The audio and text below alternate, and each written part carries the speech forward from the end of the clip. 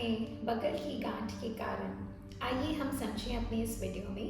नमस्कार, मैं हूं doctor Sandhya Gupta. I am a breast oncoplastic and general surgeon.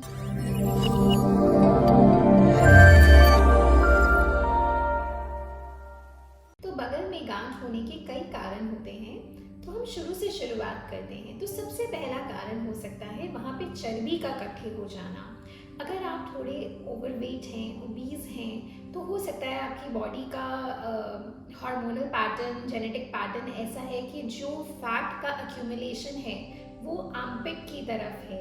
तो उसके कारण आपको लग सकता है कि वहाँ पे एक बड़ा सा फैट का स्वेलिंग बन गया है, जो आपको फील होता है कि ये मतलब आपके कपड़ों के थ्रू भी दिखता होगा, या आपको अपने टाइट क्लोथ्स के थ्रू भी आप उसको देख सकते होंगे।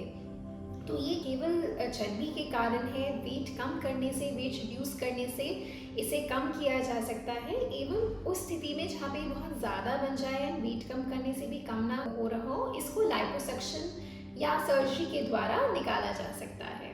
दूसरा कारण है एक्सेसरी ब्रेस्ट। हमारे शरीर में ब्रेस्ट टिश्यू सिर्फ ब्रेस्ट एरिया में नहीं होता है, ये अलोंग द मिल्क लाइन कहीं पर भी एक्सेसरी ग्लैंड्स फॉर्म हो सकते हैं। तो ये एक्सेसरी ग्लैंड सबसे ज़्यादा कॉमन होते हैं एक्जिला में, यानी आर्मपिट में। तो जब कोई भी महिला प्रेग्नेंट होती है या ब्रेस्ट फीड करती है, तो हार्मोन के स्टिमुलेशन के कारण ये एक्सेसरी ग्लैंड्स ये स्टिमुलेट होते हैं और इनका साइज बढ़ना शुरू हो जाता है।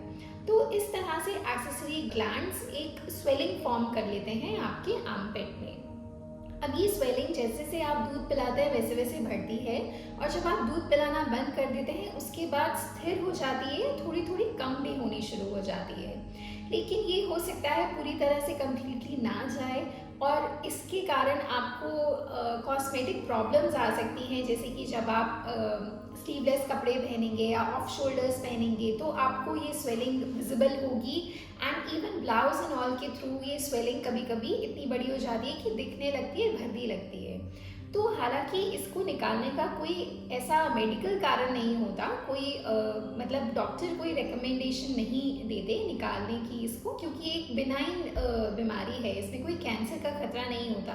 लेकिन अगर आपको कॉस्मेटिकली इससे एम्बैरसमेंट फील होती है तो आप इसे सर्जरी के द्वारा या लाइपोसक्शन के द्वारा निकलवा सकते हैं। तीसरा कारण होता है बगल की गांठ का कोई एब्सेस हो जाना या कोई फोड़ा हो जाना। जैसे कि आपने वैक्सिंग कराई, उसके बाद कोई बाल तोड़ हो गया, तो उसमें इन्फेक्शन के कारण आपको बगल की एक गांठ हो सकती है जिसमें दर्द भी बहुत होगा। हो सकता है उसमें एक आपको एरिया दिखे जहाँ से पस भी आ रहा है, पूरा रेडिश आपको ये एरिया दिखेगा। समटाइम्स एक सेबेशियस सिस्ट नाम की बीमारी होती है, जो कि एक स्वेलिंग है जिसके ऊपर एक ब्लैक कलर का डॉट होता है, जो कि आपका बाल जब अंदर चला जाता है वो ब्लॉक कर देता है सेबेशियस ग्लैंड को, और वो पूरा जो ग्लैंड का सिक्रीशन है उस स्वेलिंग में भरने लगता है। तो ये सेबेशियस सिस्ट आपकी काफ़ी टाइम तक ऐसे ही रह सकती है, बट कभी पसीने के कारण या वैक्सीन के कारण हो सकता है इसमें इन्फेक्शन हो जाए, तो ये भी इस तरह का एक फोड़ा बन जाता है और काफ़ी दर्द करता है। जो चौथा कारण है बगल की गांठ का, वो है लिम्फ नोड।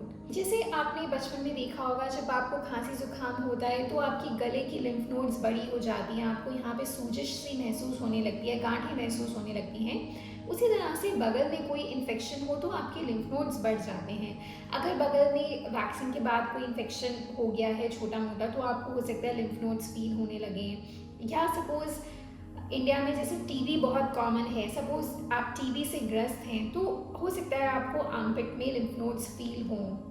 तो ये लिम्फ नोड्स इन्फेक्शन के कारण भी हो सकते हैं। एंड कभी कभी ब्रेस्ट का कैंसर भी लिम्फ नोड्स में जो फैल जाता है उसके कारण भी ये लिम्फ नोड्स आपको फील हो सकते हैं। तो लिम्फ नोड्स इन्फेक्शन या ब्रेस्ट कैंसर के कारण के लिम्फ नोड्स एक चौथा कारण होता है बगल की गांठ का। तो कोई भी बगल की गिल्टी अगर आपको लग रहा है तो उसे तुरंत आप ब्रेस्ट सर्जन से जाके मिलें एंड तुरंत आप उसको इन्वेस्टिगेट करें एंड उसका ट्रीटमेंट लें। इसी तरह की और वीडियोस देखने के लिए आप हमारे चैनल को सब्सक्राइब करें। Thank you.